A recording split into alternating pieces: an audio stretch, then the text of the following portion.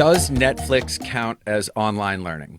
I promise I will answer that question, but we're going to be talking today about how families cope with COVID-19. Particularly, we're talking about coping with the quarantine aspect of social distancing. And this has obviously tremendous benefit from a health standpoint, but is quite taxing from a psychological standpoint.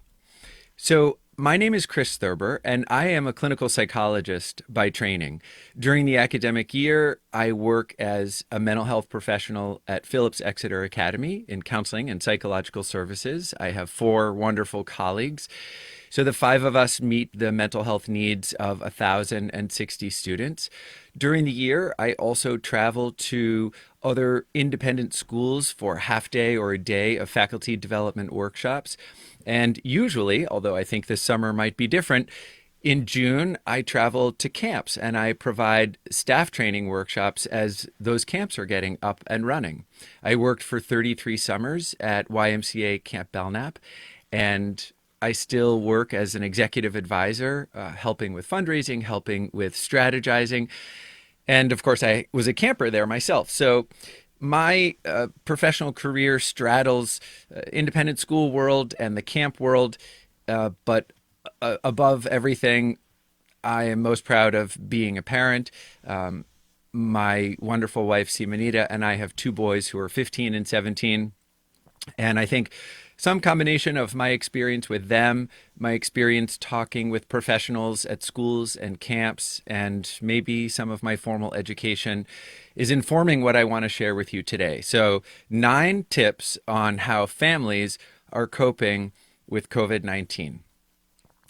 I want to say at the beginning that my style of presentation, my style of interaction in just about every circumstance is lighthearted, is grounded in research, but I think is engaging in a lighthearted way. And I want to say that I understand many of you who are joining today, many of you who have watched my other Facebook live events, have known someone or maybe themselves have been ill with COVID-19, or maybe are going through something else very difficult.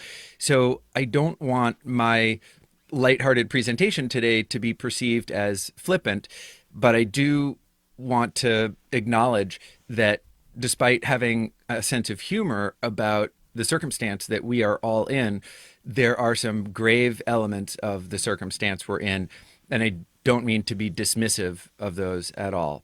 I also want to say that I'm very grateful for the healthcare providers who around the world are working tirelessly, are volunteering their time, and I think I speak for the planet when I say are grateful for their expertise and their hard work. So without further ado, let's dive in. I'm going to leave the question posted up there a little bit longer, the advice request to say where you're joining us from, just your state or perhaps hometown, and that would be a nice way to say hello to everybody. And please also include any questions that you have in the comment section. If you see me looking down at my phone, that is Darby texting me to answer a question that somebody has posed. So here we go. Number 1, and I'll hold these up on my handy dandy clipboard here so that everyone can see. Yes, Netflix counts as online learning. Surprised? Okay, let me tell you what I mean by that. I'm not just talking about the documentaries on Netflix, of which there are many, but Netflix can count, or any streaming service or anything that you find online, as online educational content if you handle it in a certain way. But let's talk about Netflix, Hulu, other streaming services like that. As a parent, I hope that you've made some adjustments to your children being educated now at home, and hopefully their teachers have made some adjustment to providing good online courses. But what you can do, instead of just using the television as a babysitter is from time to time talk with your children about the selection of particular movie or television show. And if it's something you disapprove of, don't just say no in a draconian way, but here's why. This is what I object to, or this is why I don't think it's appropriate, so that they get to be privy to your thought process. And if it's something that you do approve of, watch it with them and then discuss it with them after. And it doesn't have to be a big formal discussion, but there's tremendous educational value to being part of their consumption of media. And then when the show is over, or even with a video game, when the video game is over, you are having a conversation with them about what's appealing to you about this, or what did you find funny about that, or what did you think when she had that reaction to the time when he did that thing, or the guy in the place with the stuff, and what was that all about, or is there another way that the characters could have resolved this conflict? So I think you see that there's a big difference educationally between allowing your kids to consume media and participating in the consumption with a discussion that follows. So that's why Netflix counts. All right, number 2. You're going to like these. Forgive yourself. Absolutely. What am I talking about here? Well, as you read in the description, we are all experiencing mood fluctuations, irritability. If your fuse is a little bit shorter than it used to be, your frustration tolerance is just a little bit lower, you're totally normal. If you're having really productive days followed by unproductive days with no reason to understand the difference, with no discernible cause of that fluctuation, or no particular spark that puts you in a foul mood or put you in a really good mood, again, you're normal. We're all adjusting to a novel situation here, which requires a lot of what psychologists call attentional capacity. You're having to pay attention to a lot of things that are not part of your usual routine. And that just takes brain power away from what normally would be devoted to keeping you calm or responding in a rational way. So, I have to say, and I don't mean to brag here, that in my house, we haven't had any arguments. I haven't gotten into any arguments with my spouse. I haven't, gotten into any arguments with my kids. They haven't argued with each other. They haven't complained about school. Yeah, right. Okay, that's probably another lie. But please do forgive yourself, because if you are obsessing about how you responded to something, or you get really down on yourself for a reaction that you had in a conversation with a friend, or something that you said or did on a Zoom video conference or something, it's just making things worse. We all need to assume everybody else's best intentions, and we need to understand that there's going to be some volatility in our moods, in our temperaments, and great variability in our productivity, in our ability to concentrate. And we're going to keep working on that. But what I'm saying from a psychologist standpoint is go easy on yourself. Okay, it doesn't mean you have to lower your standards, but don't beat yourself up if you lose your temper. Okay, there's a question from Connie. How do you help working parents whose child doesn't seem to understand that you cannot be available for them at every moment? Awesome question, Connie. And I'll touch on this a little bit with some of the other points I'm going to make, but it's really important that you train your child to understand that. In other words, your question is, well, what if they don't understand? In a low conflict moment when you and your child are both in a good mood and maybe enjoying a peanut butter and jelly sandwich together over lunch, that's when to say, listen, mommy wants to talk to you about something, or daddy wants to share something with you.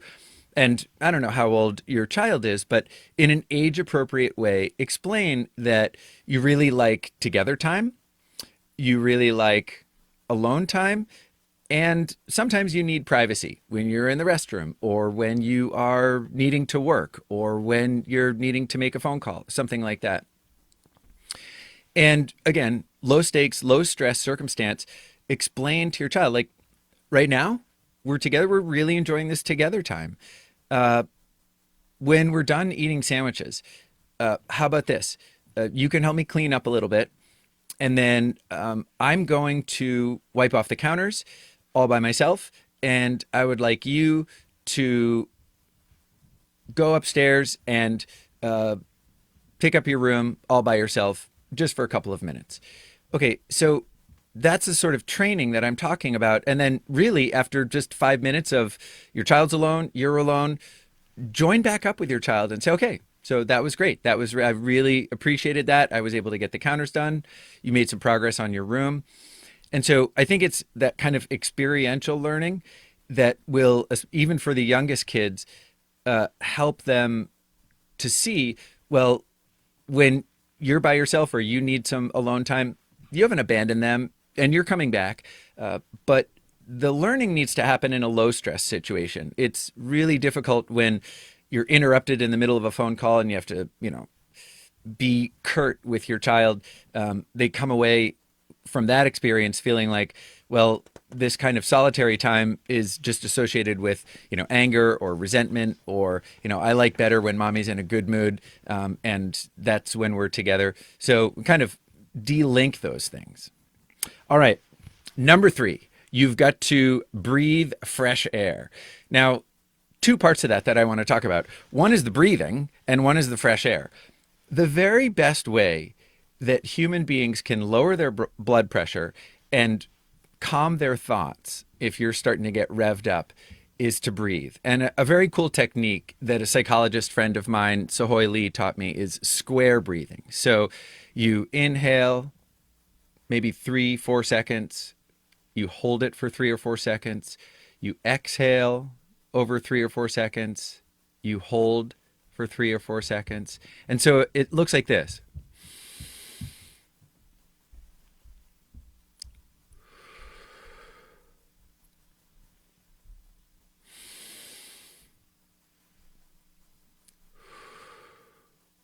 Now, it's boring to watch somebody do that on Facebook Live, but it is incredibly effective. And even if you just do one square, I promise that if you do that before you say something or do something, it's going to be a higher quality output product, right? You're going to say something that will sound more intelligent, that will be less angry, that will be more convincing.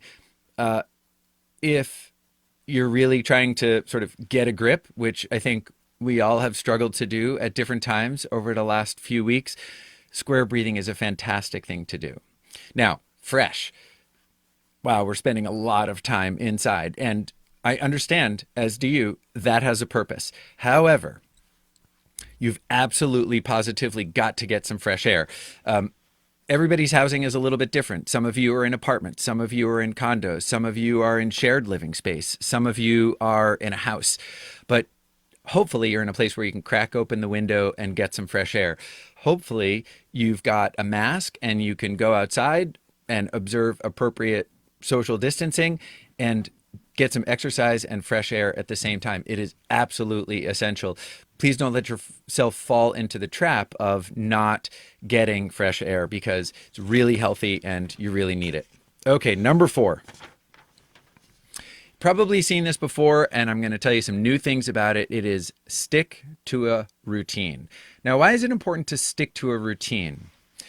Well, the thing that's causing the greatest amount of distress right now from an emotional standpoint is fear of the unknown. Or if it's not fear, it's just trepidation or anxiety about what the timeline of sequestration is going to be, or when you'll be able to get back to work. Most of my research and most of the things that I have available for parents, like Prep for School and prepforcamp.com, these are designed to prepare young people for experiences away from home at boarding school or away from home at summer camp, but they're grounded in a research-based finding, which is when we have information about what's coming up next, we're a lot more at ease. And now we don't have a lot of information about what's coming up next. We just tune into the news, and hear people say over and over and over again, we don't know, we don't know. And whatever we predicted on Monday is not true now that it's Saturday, and sometimes it's changing even more quickly than that. So, the value of having a routine is you're actually taking things into your own hands and saying, all right, well, I understand that there are some things that I can't control, but boy, there are lots of things that I can control. There are foundations of wellness that I'm sure you've all been paying attention to: eating well, getting healthy sleep, exercising, and for many people, a spiritual component. That could be meditation, that could be prayer. It doesn't have to be religious. But eating, sleeping, exercise, and something spiritual are sort of like the four-legged stool of wellness. And what are they supporting? What is the seat of that stool? It's your routine. So we do have control over eating, sleeping, exercising, and whatever spiritual component there is to our daily lives. Those are the foundations of wellness, and they support this routine, which again, you can make for yourself. But it's easy to just wing it from one day to the other if you don't have, for example, most kids have a pretty set schedule at school, and most schools now that they're online have a reduced schedule with some more flexible time. The same is true for most of us as adults. The work routines that we had were more detailed before we had to sequester ourselves at home. My favorite tool is a 3x5 index card. So writing down a to-do list, or at the end of the day, writing down what I need to do the next day, fantastic and very inexpensive, requires no batteries, never loses power. What I would suggest is, if you don't use a 3x5 index card, a scrap of paper is fine. You might also have an electronic calendar. But if you're like me, you're ready to take a break from electronic technology, and being able to slide a 3x5 index card in your pocket, pretty much bring it anywhere with you, and revise it at the end of the day, fantastic. Big part of your routine that will have a tremendous effect on your mental health is a regular wake up time and a regular bedtime. And that can fluctuate by an hour in each direction. But if there are wild fluctuations in when you wake up or when you go to sleep, you're kind of inducing jet lag in yourself and confusing your body about a rhythm. So again, this is all part of some kind of predictability. So far, we've talked about four tenets, four essential coping strategies for families. The first is, yes, Netflix does count, and any online media, any media, print media that you're consuming, that your kids are consuming, deserves careful selection with a good rationale, and consume it with your kids and discuss it afterwards so that it does become an educational unit. Second, forgive yourself for all of the mood fluctuations, the behavioral changes, the decreases in your tolerance for different things, your efficiency, your productivity. There's going to be a great deal of variation because you are immersed in a novel circumstance with a lot of new demands on your time.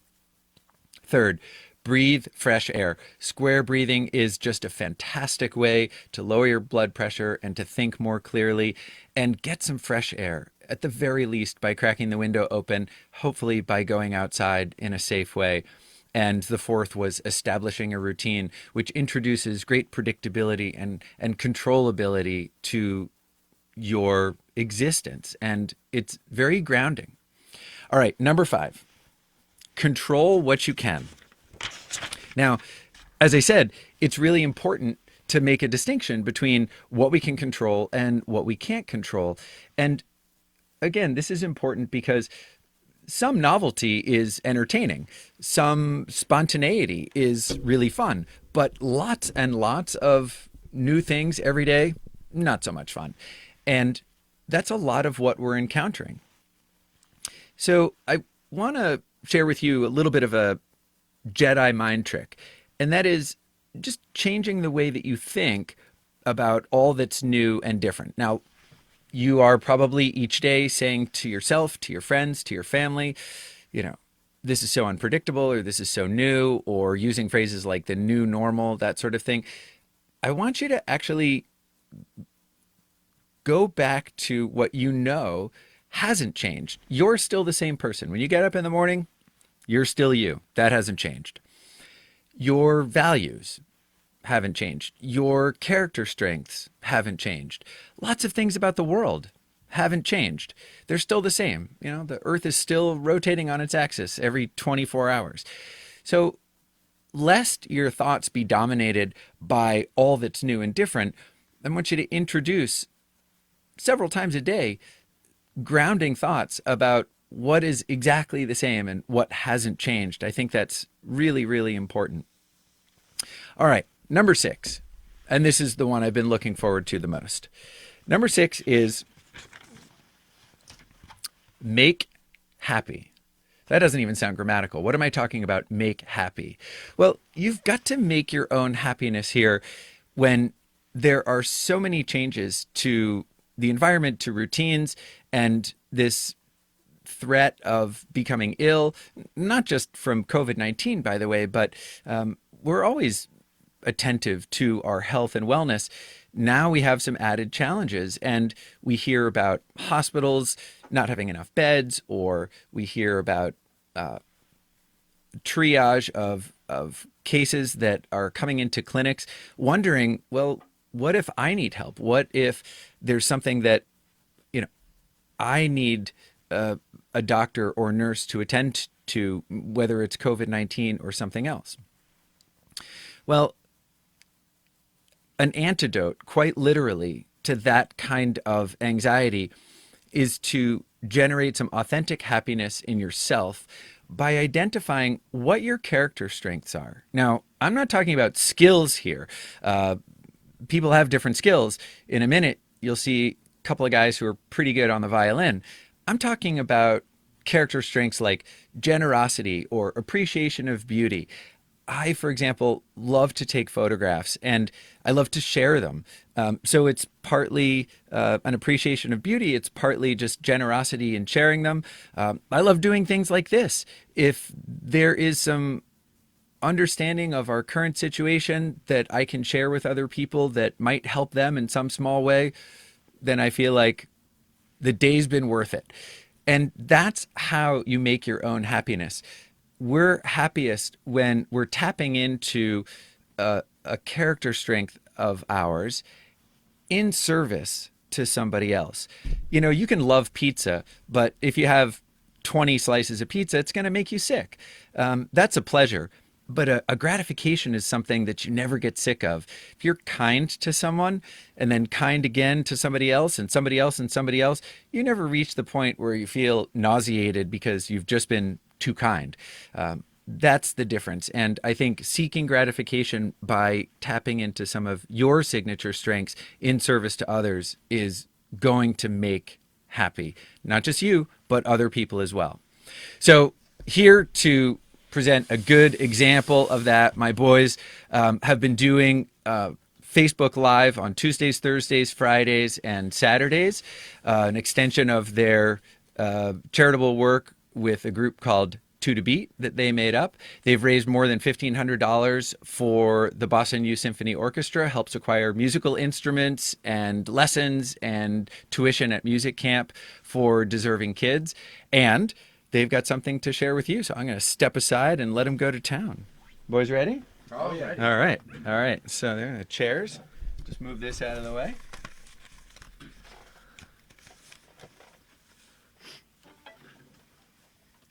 See the music? I can see the music.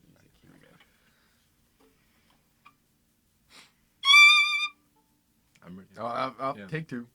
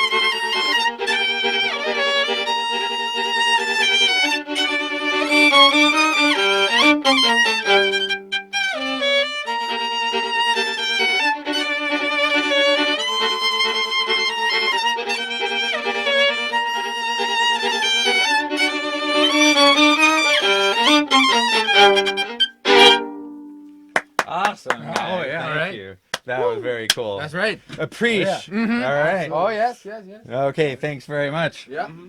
So we'll see you tonight, yeah? That's right, 7 p.m. All right, Eastern. 7 p.m. Right back here on my Facebook profile. All right. That's right. Awesome. All right. See you Awesome. All right, see you. All right, so very cool, right? Lots of fun. And we've gotten into this as a family. Every family's got different things that they can offer, that they can add, that they can contribute to their community. You can help an elderly neighbor. You can do everything you can to support local businesses. You can Venmo your barber or hairstylist now and say, when this is over, can't wait for a cut, but I know you could use the money now. So prepaying for things, purchasing gift certificates to local businesses and giving those as gifts, even if they can't be used right away. That's a kind of wonderful generosity of spirit that is associated with really enduring, authentic happiness. So it's not all about giving things away or being generous or helping other people, but a big part of what makes us all feel good in a time when there's a tremendous amount of uncertainty and stress related to people's health and related to their livelihood is to make a contribution to somebody else's health or happiness or livelihood. So do the best you can with that and, get creative. All right, before we go on to number 6, I'm going to look at a couple more questions. My child is 7 years old. She's worried about the risk of going to camp, but she loves camp. How do I explain things to her? That's a great question. First of all, recognize that 5, 6, 7-year-olds are going to understand something like the risk to a person's health of an invisible virus differently than you as an adult might or than a teenager might. But the first thing that I would always do is provide some empathy. Like, I understand that you're worried. It's normal to wonder whether, as much as you love camp, it'll be safe to go. And it probably makes you really concerned or maybe sad to think about not being able to go to camp this summer. Right. So genuine empathy is where you are naming what you believe to be the thoughts or feelings that the person you're interacting with is having. And it's pretty much of a foolproof technique, genuine empathy, because if you get it right, the person will usually confirm, yeah, no, that's it. That's that's exactly it. Sometimes their body language will relax and you'll know that you guessed right. If you get it wrong, the person will correct you. They'll say, no, it's not that I'm sad. It's really that I'm angry. Or it's not that I'm nervous. It's that I'm worried. And you might be thinking to yourself, worried, nervous, aren't those pretty close? But getting the adjective right is important. So lead with empathy. The next thing is to provide some reassurance. And I would never advocate that parents lie as a form of reassurance. I would not advocate that you say, don't worry, everything will be fine, because you don't know. Or I know you won't get sick, because you don't know. But what you can truthfully say is, listen, the camp directors are not going to allow people to be at camp unless it's safe. And as a parent, I'm not going to let you go to camp unless it's safe. Now, what do we mean by safe? We don't mean 100% guarantee that nobody is going to get sick or nobody's going to get hurt. And you can ask your 7-year-old, do you remember a time from last summer when you got sick or hurt, or someone in your cabin got sick or hurt, or if it's a day camp, somebody in your group maybe got hurt or got sick? And of course they'll be able to remember. So you say, okay, this summer is not going to be any different. The staff at camp work as hard as they can to design activities that kids enjoy, where they're not going to get injured. They work really hard to remind themselves and all of the campers to wash hands and put on sunscreen and do other things that help keep us healthy. But sometimes people do get sunburns, or sometimes people do get colds, or sometimes people do get a stomach bug. Okay, so step two there is normalizing the risk that is associated with any activity, including going to camp. And as a caveat, not making any ironclad guarantees or lying about how things are going to go. Then the third thing I think is really important is to say, listen, we're getting information from the camp every few days or every week, and they're providing updates to us. And the camp is listening very carefully to the state governor and the Board of Health. And the governor and the Board of Health are listening very carefully to smart nurses and doctors and people at the Center for Disease Control. There are a lot of grown-ups who are paying attention to whether or not camp is safe to have on site. And if it is, whether we need to modify anything that we do or how we interact. But let's make the decision together. Let's gather information together, and let's remind ourselves that we're not going to let it happen in any form if we're not pretty sure we can do it safely. That is, that most people would stay healthy and not be injured. And that's true for any activity. So that's how I would respond to that. All right, another question. How concerned should I be about the amount of screen time my child has? We're a family that doesn't give our kids unlimited screen time. Okay. From a physical standpoint, I would say don't worry at all. Of course, my parents used to tell me not to sit too close to the television because it was going to harm my eyes or something. And even though that was back in the day of cathode ray tubes, not flat screen LED TVs, there's zero research to suggest that proximity to the tube has any effect on vision or anything else. So it's about content, not about being in front of the TV. So I wouldn't worry so much about screen time as exposure to a certain kind of light, but I would be concerned about what content they are digesting. For all of the academic content, as schools are transitioning, at least temporarily, to online, my only concern is that it's making us all sedentary. The content is very good. We have wonderful teachers who are doing the very best they can to provide synchronous and asynchronous lessons to translate what they would have done in a classroom to Zoom or some other online platform. And that's not easy, but it's engaging. Most of it, though, requires that we sit, and that's more the part that I'm concerned about. So part of my answer to your question is ensure that you and your child, everyone else in your family, is getting adequate physical exercise every day. And that will counteract the effects of so much sitting. The second part of my answer is I would make a distinction between recreational screen time on the one hand, where just for fun, movies, video games, texting with your friends, and academic screen time. As I said, the only thing you need to do about all the academic screen time is not stress about the number of hours, but just make sure that everybody's getting some physical exercise. In terms of recreational screen time, I see no reason why you should lower your standards.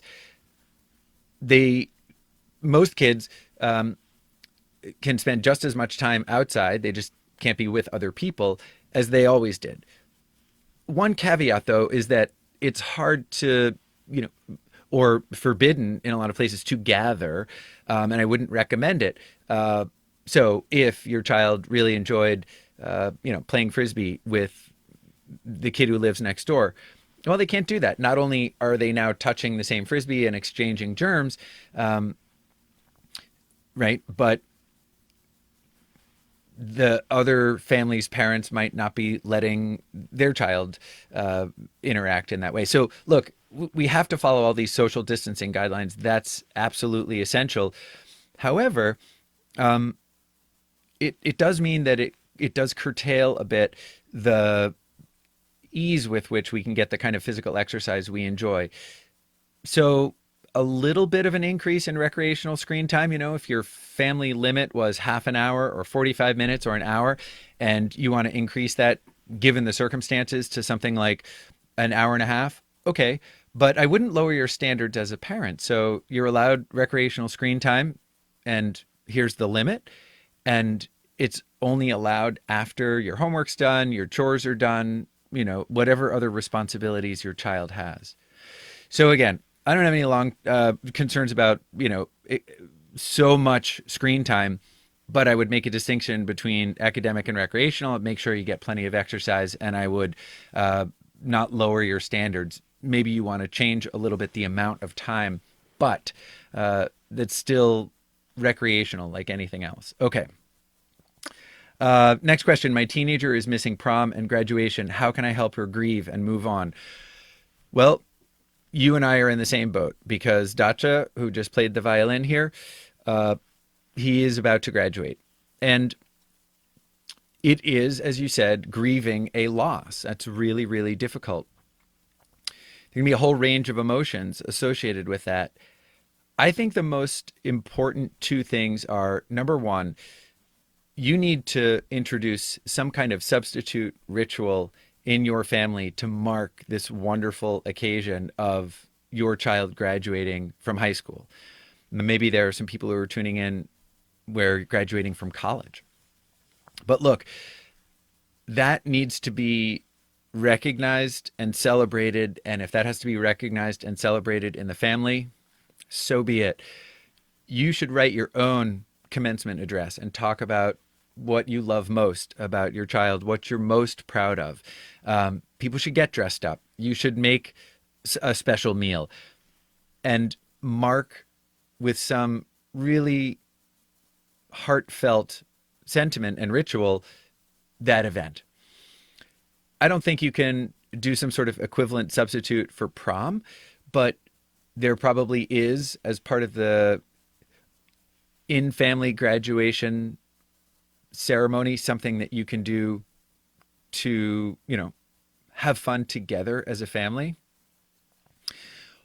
What most schools, both colleges and secondary schools, are doing is saying, we can't have it now, but we will have it because we recognize that it is an important celebration, an important ritual.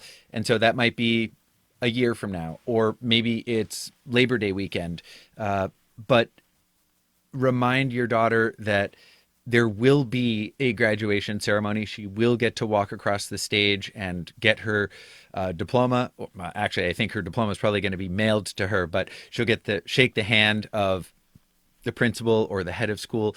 But no, it is a loss. And the only kind of saving grace or consolation is that it's a loss that when this is over, and it will be over at some point, we can compensate for, we can make amends.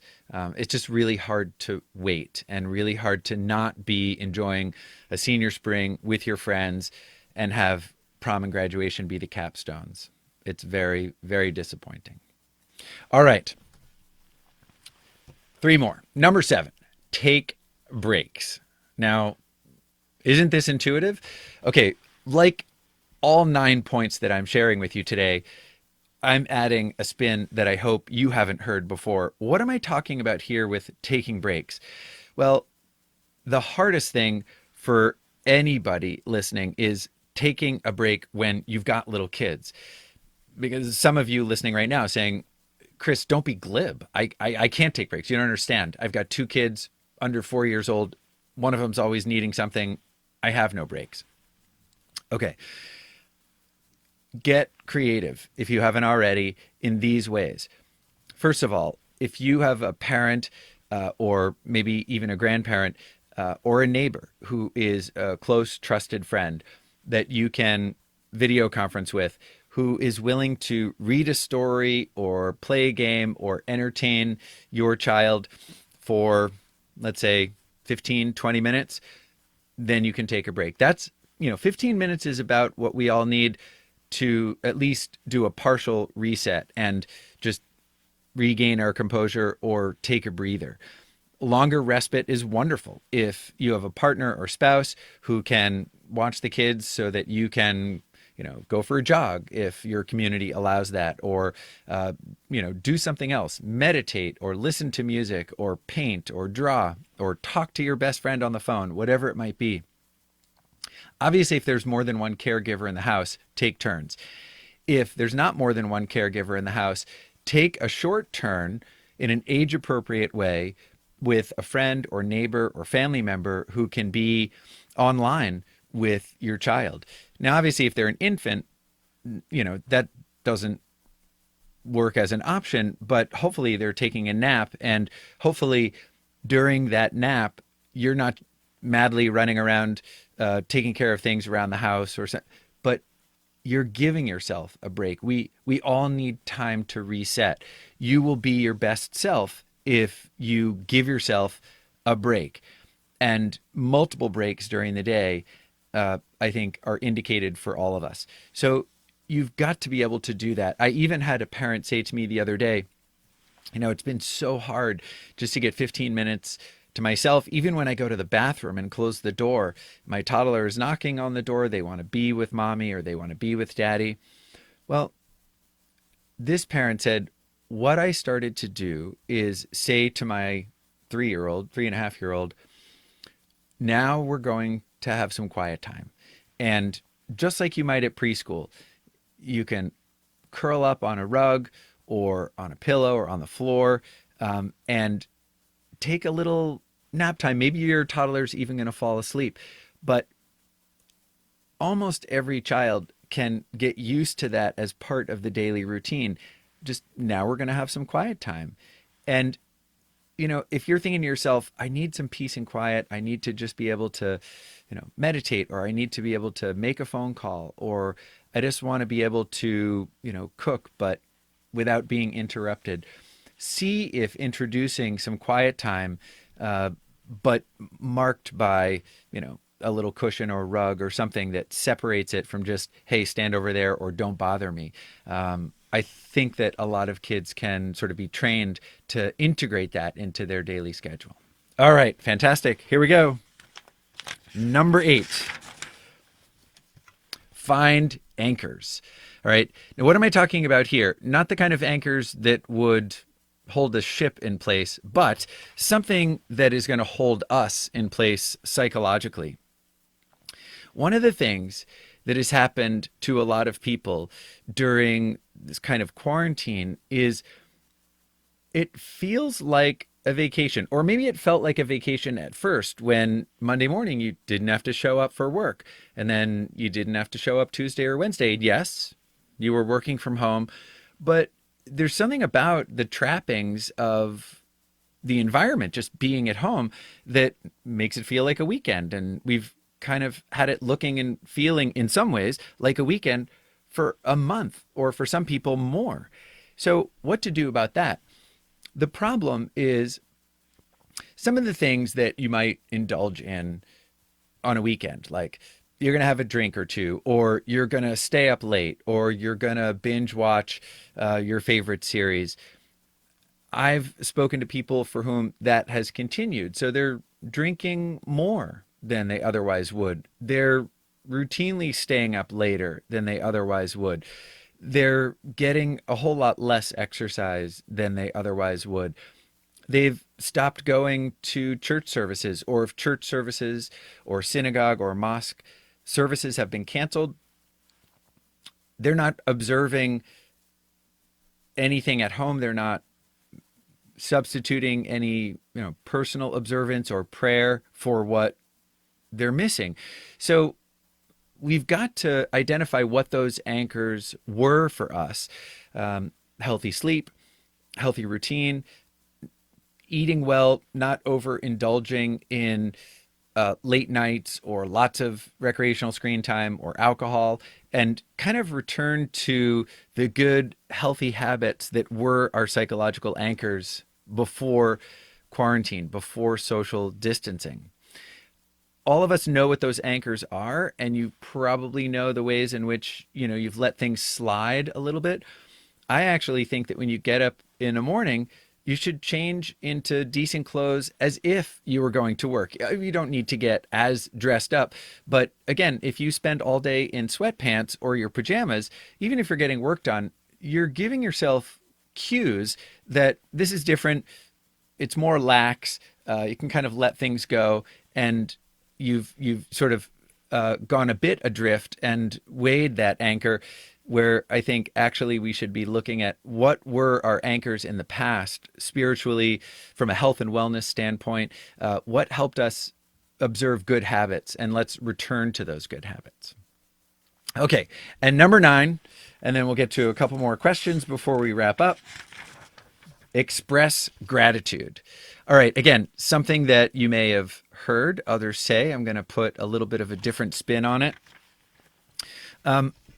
We are all consuming a steady diet of pretty negative information. When you turn on the radio or when you turn on the television, it's all about the bad news. It's about people who are sick and dying, and that's horrible and tragic. But, CNN, Fox, whatever it is that you listen to, there used to be a ticker at the bottom that gave you some headlines, and the anchor would talk about what it was that had happened that day. Now, a third of the screen on many stations is taken up by the latest statistics, and you're looking at numbers of people who have died from coronavirus and number of cases that have been diagnosed. It's almost like a war when we're getting casualty counts. Now, that's serious business, and that should be shared, but we as consumers of that information just need to not over consume, overindulge. Recognize that hearing about people who are sick and dying every minute of every day is going to eventually make us feel quite depressed and quite discouraged. So ensure that the sources for you of news are accurate, but don't overconsume news or anything else for that matter. Don't overconsume Cheetos, but enjoy them sometimes. You might not enjoy the news, but it's important to get. But just, don't overdo it. And the countervailing force is expressing gratitude. When we're hearing about so much tragedy, you've still got to remind yourself on a daily basis, if not more than once a day, of things that you're grateful for. There was a landmark study on depression that assigned people to 2 groups, and the groups were equivalent in their depressive symptoms. But one group was asked to journal at the end of the day for 5 minutes about anything that was on their mind. The other group was asked to journal for 5 minutes and focus on 3 things they were grateful for. And then, if there was still time left, anything else. And at the end of a few months, they measured these groups' symptoms. And not surprisingly, the group that had journaled about things they were grateful for was a lot less depressed. In fact, very few instances of depressive symptoms at all in that group. Whereas the group that had journaled in a free write format, no change. So if there was depression before, there was still depression. What does this tell us? That recognizing and attending to the good things helps to balance out our exposure to negative things. So it's not about seeing the world through rose-colored glasses or being Pollyanna-ish about the future. We need to be serious about that. We need to take appropriate precautions, as I've said several times during this live event. And at the same time, we've got to remind ourselves the things we're grateful for. And that could be anything. You could say, I'm grateful that I saw birds at the bird feeder this morning. I'm grateful that I still have one more box of my favorite cereal. I'm grateful that I got a call from my dad. Or I'm grateful that I've got electricity and an internet connection and was able to learn something today. I'm grateful for the fact that there's a roof over my head. Big or small, social or individual, recognizing what you're grateful for is incredibly, incredibly important. And please remember that although COVID-19 has affected the world in some really serious ways, We will get through this. Human beings are resilient. We adapt. And what you're all experiencing right now, and I believe the motivation for your tuning in live or watching a recording of this, is adaptation is often a struggle, right? If we're going to expose ourselves to something new, we usually want information. Again, that's the genesis of prep for school and prep for camp. When you go on vacation, you typically research a little bit. You look at a brochure, you look at a website, you kind of know what's coming up next. We don't right now know what's coming up next. But if we focus on the 9 things that I've reviewed, then I think our mental health is going to be really solid. So I'll say again what those are. I'm going to look down at my list so that I don't miss any. Number 1, Netflix counts. Absolutely. Consume media with your kids and discuss it with them after so that it does become social emotional education. Number 2, forgive yourself because there will be times when your mood fluctuates, when your concentration wanes, and you've got to just let that go and focus on the future. Number 3, breathe fresh air. Do some square breathing, some abdominal breathing, get outside, wear a mask, but breathe fresh air. Number 4, establish a routine. Eating well, sleeping well, exercising, and for many people, engaging in some sort of spiritual practice. This is the 4-legged stool upon which the seat of routine, which really grounds us, sits. That's where we have some predictability in what's going to happen next. We don't know exactly what's going to happen with COVID, but we can work out our day in a way that's largely predictable. Related to that, control what you can. Certainly there are things that we can't control, and we just have to come to terms with that. But remember that you're the same person.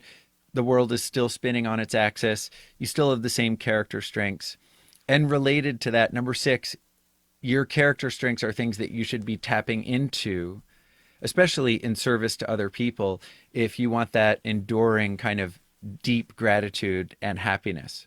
Number 7, give yourself a break. I know this is a challenge if you've got little ones at home, but you can take a break together, or you can have a trusted friend or family member spell you for 15 minutes by engaging your child in something online or a phone call if they're old enough for that. And if they're much younger, hopefully you're giving yourself a break while they're sleeping instead of taking nap time as a time to just go twice as fast. Number 7, that was number 7, take breaks. Number 8, find your anchors. Okay, all those things that were part of healthy routines before that you may have let slide because staying at home in your pajamas feels a little bit like vacation, bring it back, dial it back in. Number 9 rather, express gratitude. Whether it's just out loud to nobody or to the rest of your family, if you have family members in your household, or writing it down, but recognizing what it is that you have to feel grateful for is fundamental to your happiness and well-being. And if you find yourself feeling pessimistic and discouraged, say to yourself, this too shall pass. This has an unknown timeline, but it's finite, and we will definitely get through this. And, the sort of hashtag alone together, I think, captures it quite well. We are going to need to be socially distanced for who knows how long, but we're not in this alone. My wife and I really enjoyed last night getting together with our friends Dave and Katie online and with our kids as well. We played Scattergories, which, by the way, very easy game to play online. And we just had a blast, and we laughed harder than we have any time in the last 4 weeks. So make those connections. All right, we're just going to wrap up here with 2 minutes left to see what other questions I might be able to answer.